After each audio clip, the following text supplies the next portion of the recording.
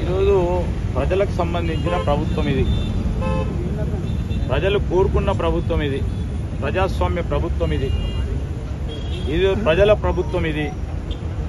ప్రజలు కోరుకున్నంత వరకు మేము ఉంటాం. ఎవరో చెప్తే ఎవరో కూర్చోబెడితే కూర్చున్న ప్రభుత్వం కాదు. ఎవరు ఎన్ని కుట్రలు కుతంత్రాలు చేసినా మా ప్రభుత్వం స్థిరంగా ఉంటుంది. మా 64 మంది శాసనసభ్యులందరూ కూడా ఒక లక్ష్యంతో కాంగ్రెస్ పార్టీ సంబంధించిన ఆదర్శాలతో ముందుకెళ్ళటం జరుగుతుందని నేను వారికి కూడా స్పష్టంగా చెప్తాను. రాజీవ్ గాంధీ గారి ఆలోచన తీసుకొచ్చి మన్మోహన్ సింగ్ గారు సంస్కరణలు మొదలుపెట్టారు.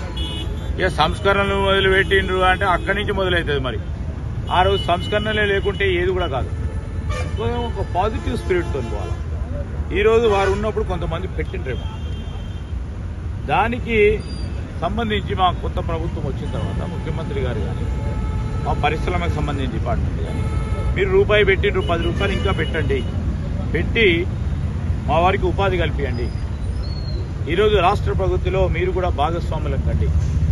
మేము చెప్తా ఉన్నాము, 93లో సాఫ్ట్వేర్ టెక్నాలజీ పార్క్ పెట్టారు. దాని తర్వాత వచ్చిన ప్రభుత్వాలు కూడా అదే విధమైన ప్రయత్నం చేస్తే ఒక వాతావరణం ఏర్పడ్డది. ఇక వాతావరణం మేమే సృష్టించడం ఓవర్ నైట్ అంటే సరికాదు. మేము ఈరోజు కూడా చెప్తా ఉన్నాం, గత ప్రభుత్వం మొదలుపెట్టిన అనేక మంచి ఆలోచనలు వేస్తుంటే ముందుకు కొనసాగిస్తాం. ఎందుకంటే మాకు ప్రజల ప్రగతి ఇంపార్టెంట్, ఆఖరికి రాష్ట్ర ప్రగతి ఇంపార్టెంట్. రాష్ట్రాన్ని మొదటి స్థానంలో ఉంచాలని మా లక్ష్యం. ఏదో వాళ్ళు చేసిండ్రు దాన్ని పక్కన పెట్టాలని కాకుండా వారు ఏదైనా మంచి ఆలోచన చేస్తే దాన్ని పొగిడిస్తాం, అంతే కదా. దాన్ని ముందుకు తీసుకెళ్లే ప్రయత్నం చేస్తాం. అది మా ఆలోచన. మేము పాజిటివ్గా పోవాలని ఆలోచన చేస్తాం. సరే, ఉదాహరణకి మీరే తీసుకొచ్చిండ్రు అనుకోండి, ఆ 40,000 కోట్ల రోజు మీరే తీసుకురావండి. ఆఖరికి మాకు కావాల్సింది రాష్ట్ర ప్రగతి, ఇక్కడ నిరుద్యోగుల యువతకి ఉపాధి కల్పన అవుతుంది. మీరు ఏమైనా చెప్పుకోండి, మీరు చెప్పుకోవాలనుకుంటే చెప్పుకోండి, ముందుకు నడవండి. కానీ మేము తప్పకుండా చేసి తీరుతాం. ఈరోజు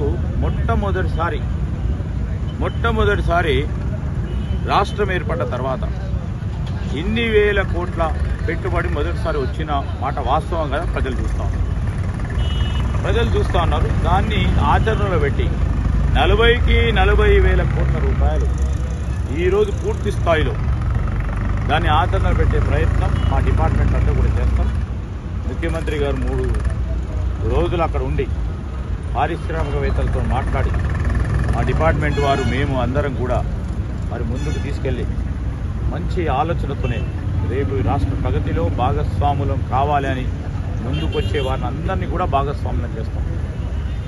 ఈరోజు కాంగ్రెస్ పార్టీ ప్రభుత్వంలో ఈ రాష్ట్ర ప్రగతికి సంబంధించి ముందుకెళ్తా ఉన్నామంటే ఇతర పార్టీ వాళ్ళని కూడా మా కలిసి రమ్మని భాగస్వాములం చేస్తాం. Thank you. మేడిగడ్డ బ్యారేజ్